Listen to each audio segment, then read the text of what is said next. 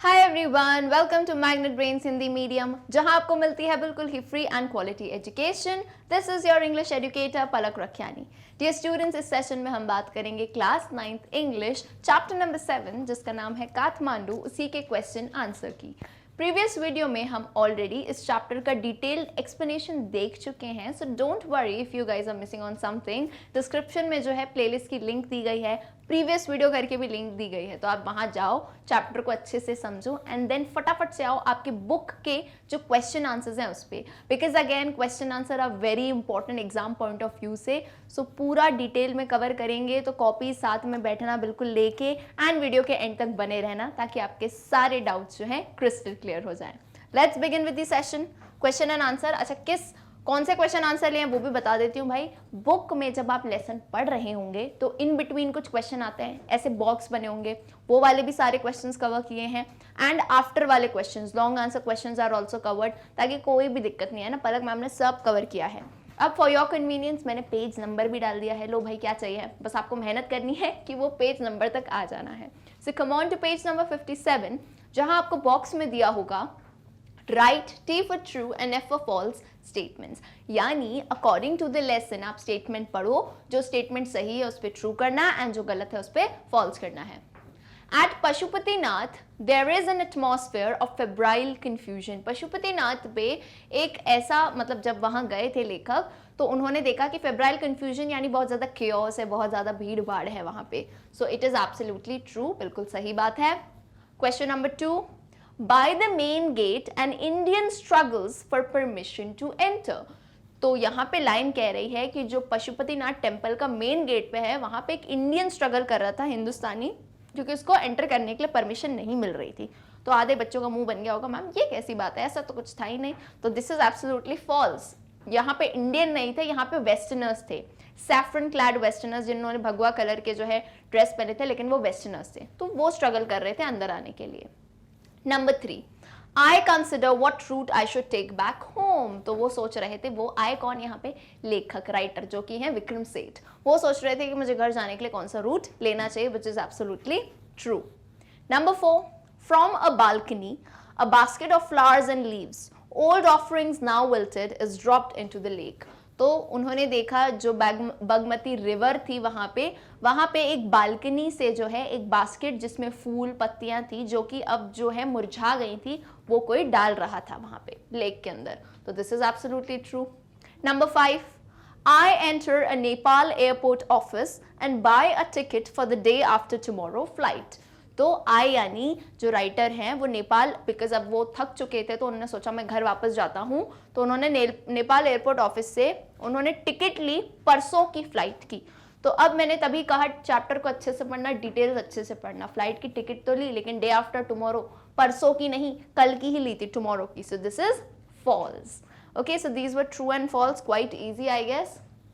चलिए आ जाते हैं आगे। Answer the following questions briefly पे on page number 57 itself. On the same page number आपको बॉक्स में कुछ क्वेश्चंस दिख रहे होंगे। अब इन क्वेश्चंस में डिफरेंस क्या है लॉन्ग आंसर से, तो यहाँ पे आपको ब्रीफली आंसर करना है, यानी जैसा क्वेश्चन पूछा गया है उसका सीधा टुक आंसर, तुमको बड़ी बड़ी कहानियां नहीं लिखनी है ना। सो अकॉर्डिंग टू, जैसे मान लो 1 मार्क में एक क्वेश्चन आ गया तो तुम्हें बहुत लंबे आंसर्स नहीं लिखने हैं। So coming to question 1, with whom does Mr. Vikram Seth visit the 2 temples in Kathmandu? Kathmandu में 2 जो टेम्पल्स आते हैं विक्रम जी, वो किसके साथ जाते हैं? तो आंसर है Mr. Vikram Seth visited the 2 temples in Kathmandu with Mr. Shah's son and nephew. जैसा लेसन में दिया था वैसे ही लिखना है, वो मिस्टर शाह के बेटे और नेफ्यू यानी भतीजे के साथ जो है दोनों टेम्पल्स जाते हैं काठमांडू में। तो देखो हमने बहुत लंबी कहानी नहीं लिखी कि कौन से टेम्पल गए, कहाँ गए, जैसा क्वेश्चन था ब्रीफली में वैसा ही आंसर देना है। ओके, सो छोटे छोटे क्वेश्चन है, let's quickly cover them. Question number 2, why does a party of saffron clad westerners struggle? तो लेसन में था कि सैफरन क्लैड यानी भगवे कलर के जो है वैसे क्लैड्स पहने हुए थे, वेस्टर्नर्स जो थे उनको दिक्कत क्यों आ रही थी? A party of saffron clad westerner struggles for permission to enter the temple. तो किस चीज में स्ट्रगल कर रहे थे? मंदिर में अंदर जाने के लिए वो स्ट्रगल कर रहे थे। क्यों? बिकॉज हमें पता है पशुपतिनाथ टेम्पल में बाहर ही क्लियरली मेन गेट पे लिखा था एंट्रीज ओनली फॉर हिंदू, सिर्फ हिंदू धर्म के लोग वहां पे जा सकते हैं। ओके, चलिए coming to question number 3, briefly describe Boudhanath stupa. तो लेसन में जैसे राइटर ने बौद्धनाथ स्तूप को डिस्क्राइब किया है, आपको कुछ वर्ड्स लेके ही यहाँ पे डिस्क्रिप्शन देना है। So the answer is at the Boudhanath stupa there is a sense of stillness. It has a white dome which is ringed by road. That is a heaven of quietness in the busy streets around. तो बौद्धनाथ स्तूप पे जैसे writer ने कहा था वैसे ही हमने words लिए हैं। तो यूजुअली स्टूडेंट्स का ये डाउट रहता है कि मैम आंसर तो कभी कभार बहुत अच्छे लिख के आते हैं पर मार्क्स नहीं आते। So the thing is English literature की कहानी क्या है, you write your own answers, that's fine, but try to include words from the lesson as well. तुम जब तक लेसन से कुछ वर्ड्स नहीं लोगे ना तो जो चेक कर रहे होंगे ना लगेगा तुमने पढ़ा ही नहीं है लेसन। तो जैसे राइटर ने यहाँ लिखा था there is a sense of stillness. Stillness यानी क्या कि बहुत ज्यादा भीड़ भाड़ शोर शराबा नहीं है, वहां पे काफी ज्यादा शांति है। और जो स्तूप है उसमें वाइट डोम है which is ringed by road. Ringed यानी उसके चारों तरफ गोल तरफ से जो है रोड है। That is a haven of quietness, एकदम शांति का जैसे स्वर्ग लग रहा हो। And in the busy streets around, यानी आसपास के जो बिजी स्ट्रीट्स हैं बहुत ज्यादा जहाँ शोर है लोग हैं उससे तो ये बिल्कुल ही अलग है और ऐसा लग रहा है शांति वाली जगह है ना। ठीक है, चलिए number 4, what does the author buy at Nepal airlines. बहुत ही बेसिक सा क्वेश्चन है। ऑथर ने नेपाल एयरलाइन से क्या लिया? At Nepal airlines the author buys a ticket for the next day's flight. अगले दिन की फ्लाइट की टिकट उन्होंने ले ली। Coming to question 5, When will the कलयुग end on earth? अब मैं बताती हूँ होता क्या है। ये तो अभी चैप्टर में क्वेश्चन है, कभी एग्जाम में पूछ लिया जाता है ना तो बच्चे अपनी थ्योरी देने लगते हैं कि कलयुग ऐसे एंड होगा, कलयुग ऐसे एंड होगा। बेटा मेरे, राजा मेरे, तुमको ऐसे आंसर नहीं देना है। तुमको इंग्लिश लिटरेचर में जो तुमने लेसन पढ़ा है, जो राइटर ने कहा है, उस हिसाब से आंसर देना है। आई नो इसकी तो बहुत ज़्यादा थ्योरीज हैं, but according to the lesson we need to answer. तो लेसन के अकॉर्डिंग याद करो, वो श्राइन की बात की गई थी बगमती लेक के वहाँ पे। The Kalyug will end on earth when the small shrine, half protruding from the stone platform on the river bank at the Pashupatinath emerges fully. आप बागमती का भी नाम ले सकते हो, पशुपतिनाथ टेम्पल के पास भी कह सकते हो। तो ये था कि एक श्राइन है वहां पे। श्राइन बेसिकली एक मूर्ति टाइप आप मान सकते हो, पत्थर टाइप मूर्ति काइंड ऑफ मान सकते हो। यहाँ पे वाटर है, ठीक है। तो ये था कि वो श्राइन हाफ प्रोट्रूडिंग यानी आधी पानी में आधी ऊपर। तो ये है कि जब वो पूरी इमर्ज हो जाएगी पानी में तो वहां उसके अंदर जो गॉडेस है, जो इवल जो देवी है, वो चली जाएंगे, है ना। The goddess inside will escape, और जो इवल पीरियड है जिसे कलयुग कहा जाता है वो धरती पे खत्म हो जाएगा। अकॉर्डिंग टू द लेसन अपने को आंसर देना है, ठीक है। ऐसे नहीं चालू हो गए कलयुग की जो है और थ्योरीज देना, नहीं। ठीक, चलिए। Now coming to answer the following questions briefly on page number 58. Come on to page number 58, जहाँ पे आपको लेसन के बीच में ही ऐसा बॉक्स बना होगा और उसमें क्वेश्चन दिए हैं again. So question number 1 over here says, where does the author look at the flute seller? Author जो है flute seller उसको कहाँ दिख गया भाई?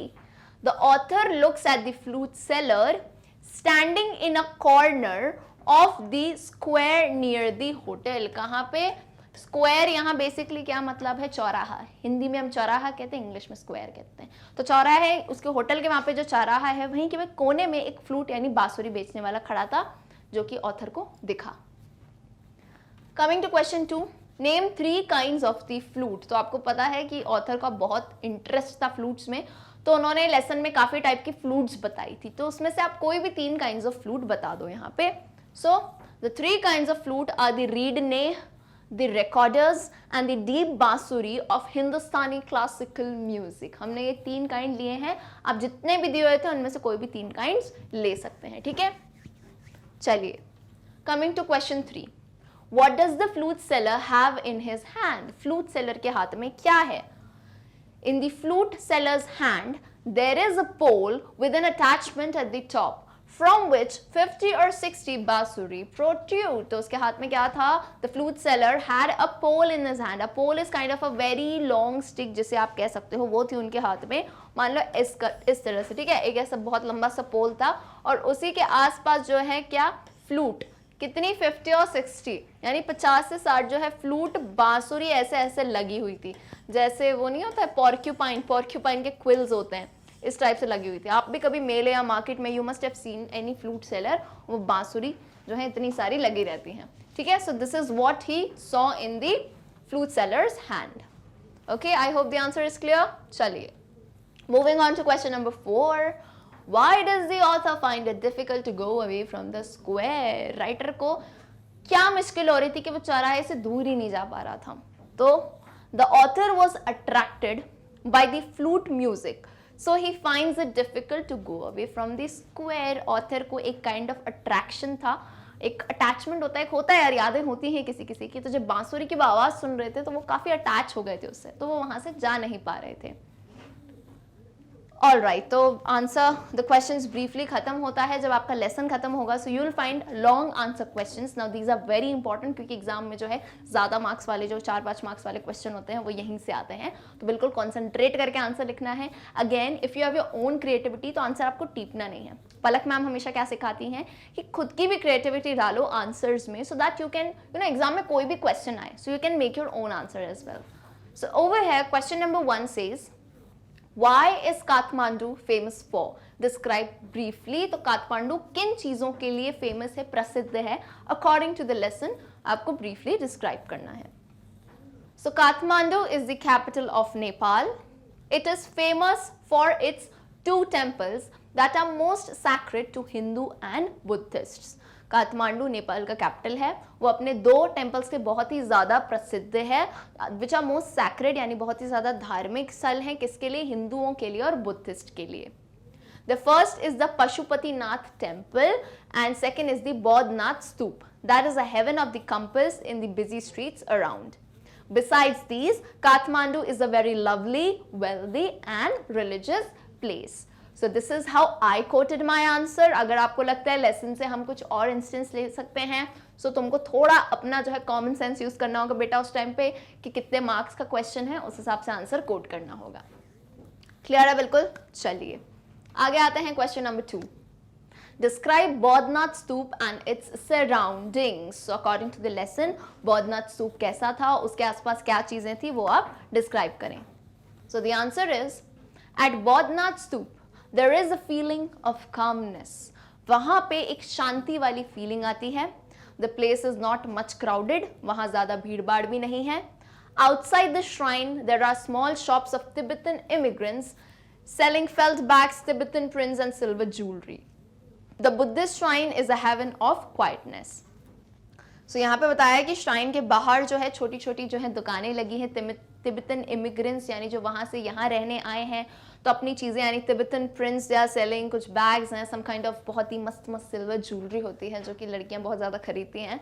तो ये बता रहे हैं द बुद्धिस्ट श्राइन जो है इट इज़ अ हेवन. अब एक हेवन होता है स्वर्ग, HAVEN, हेवन इज बेसिकली एक जगह की बात होती है. अ प्लेस काइंड ऑफ तुम कह सकते हो, काइंड ऑफ थोड़ी सेफ्टी लगे तुम्हें या बहुत अच्छी टाइप की जगह.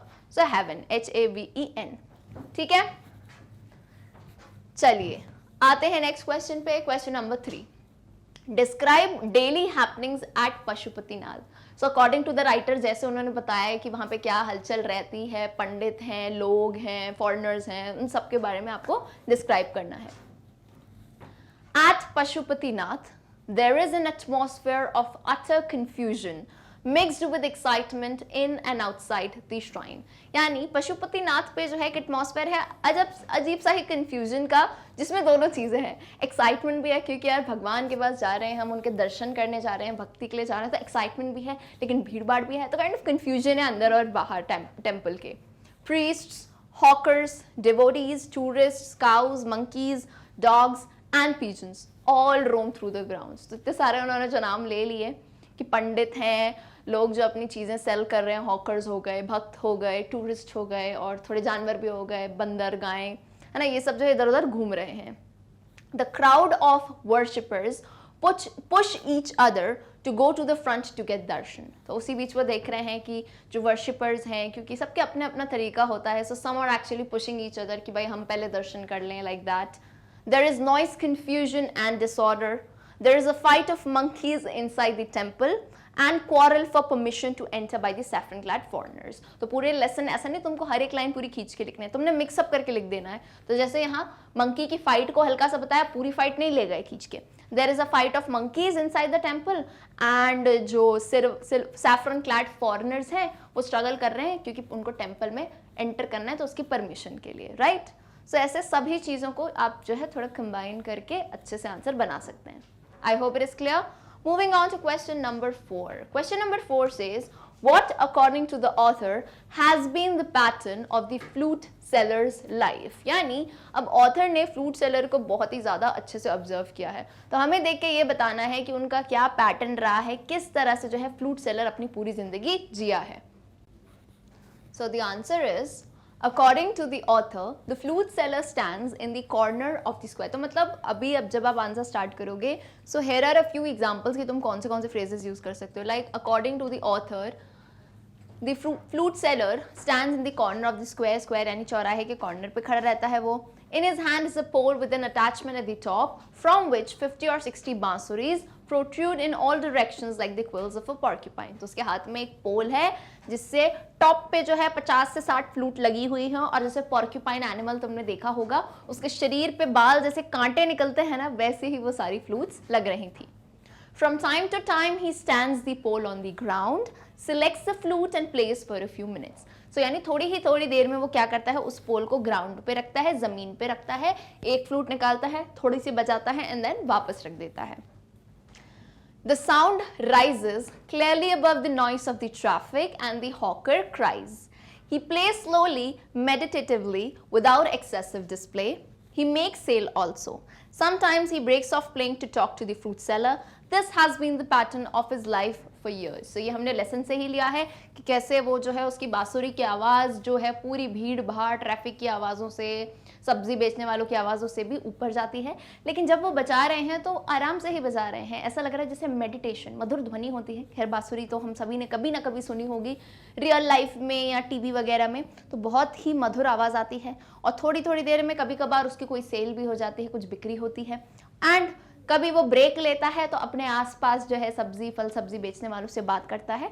तो यही जो है राइटर ने ऑब्जर्व किया कि ये पैटर्न रहा होगा फ्लूट सेलर के जो है जीवन का.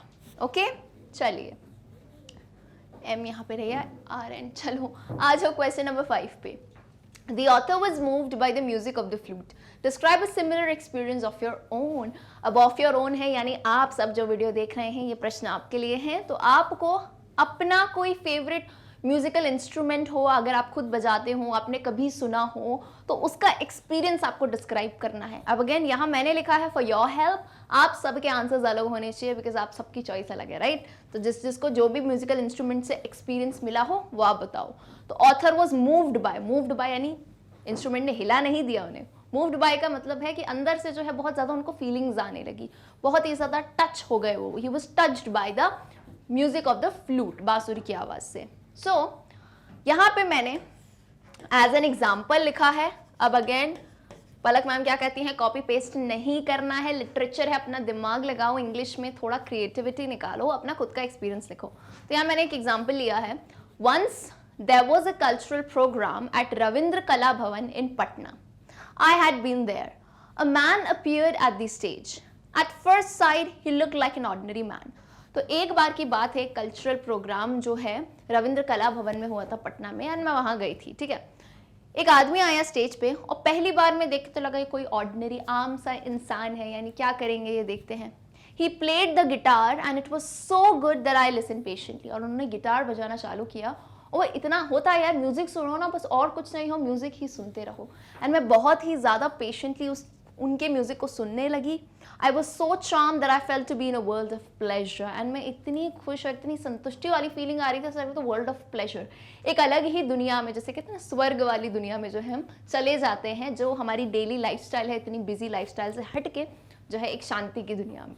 तो एक छोटा सा एक्सपीरियंस मैंने लिखा है, was to just give you guys an idea. ठीक है, अब अपने हिसाब से कोई म्यूजिकल इंस्ट्रूमेंट, एंड एक्चुअली में ना मुझे सही में तुम लोगों से आंसर चाहिए. मैं देखना चाहती हूँ किस किस का कौन सा म्यूजिकल इंस्ट्रूमेंट फेवरेट है, अब चाहे वो तुम बजाते हो या सुनने में हो. सो कमेंट सेक्शन में tell me your favourite musical instrument. This is how यार मैं अपने स्टूडेंट्स को जान पाऊंगी. कमेंट सेक्शन में फटाफट से बताओ, मैं वहीं पे आके देखूंगी, है ना. और अगर उनमें से मुझे भी कोई अच्छा लगता होगा तो मैं जो है तुम्हें बताऊंगी. ठीक है, tell me your favourite musical instrument. अब वो चाहे तुम बजाते हो खुद ही या फिर कभी सुना हो. ठीक है, चलिए बहुत बेहतरीन.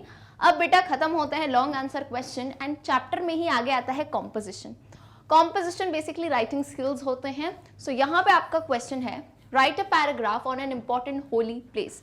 आपको पैराग्राफ लिखना है। पैराग्राफ का मतलब नहीं है एक ही पैराग्राफ में तुमने कंक्लूड कर दिया, एक दो पैराग्राफ्स में जो है आप डिपेंड करता है आपको अगर वर्ड लिमिट दिया हो, मार्क्स दिए हो, उस हिसाब से आप लिख सकते हैं।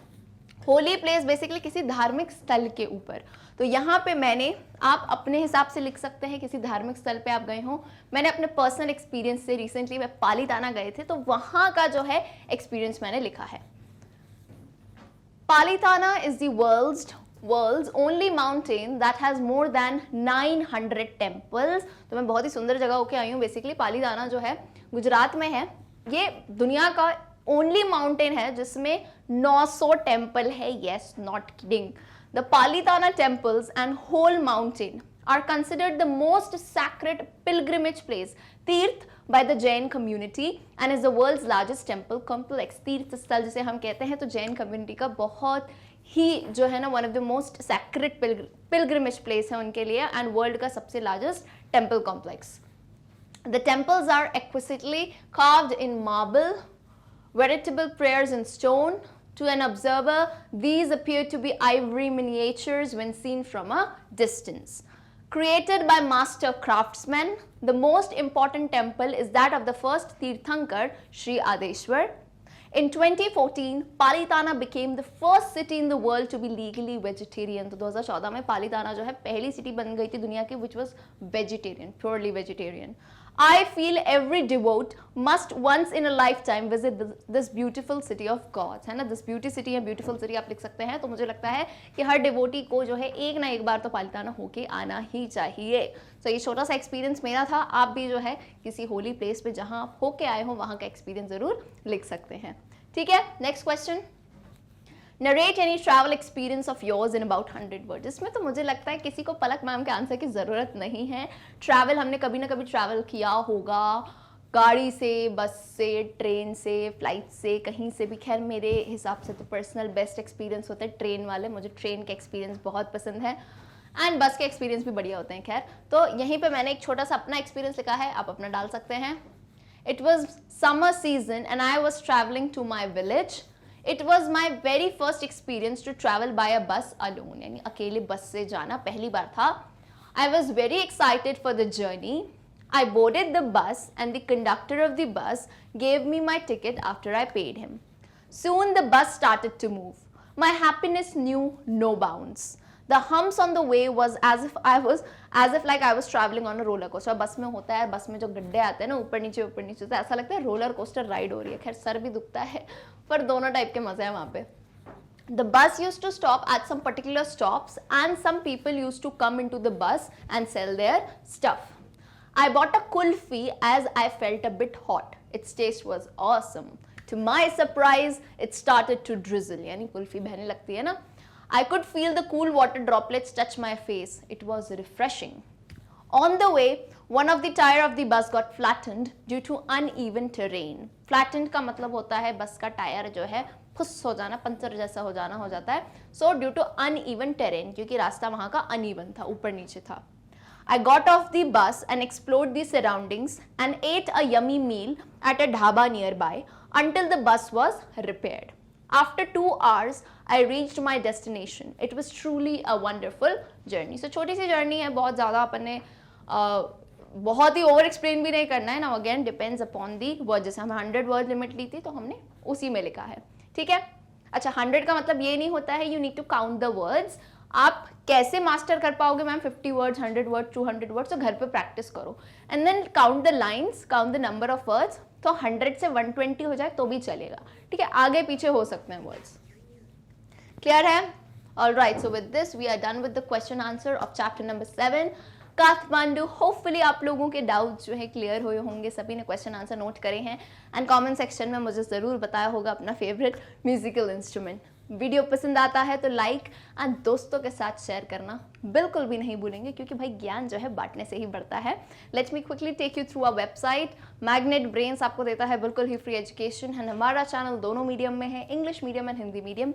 These are all our top courses and जो क्लास 9th का कोर्स है इंग्लिश का, it is also free of cost. तो डिस्क्रिप्शन में प्लेलिस्ट की लिंक दी गई है क्लास 9th करके। सभी वीडियो लेक्चर्स प्रीवियस चैप्टर्स के आप देख सकते हैं। अच्छे से देखो, पढ़ाई बिल्कुल अपनी जारी रखो। वन मोर थिंग, आप लोग आई नो सभी सोशल मीडिया पे तो होंगे ही कहीं ना कहीं, so do follow us on our Instagram handle for more updates. See you all in the next session, जिसमें हम इसी चैप्टर के ग्रामर सेक्शन को डिस्कस करेंगे। Till then, good bye.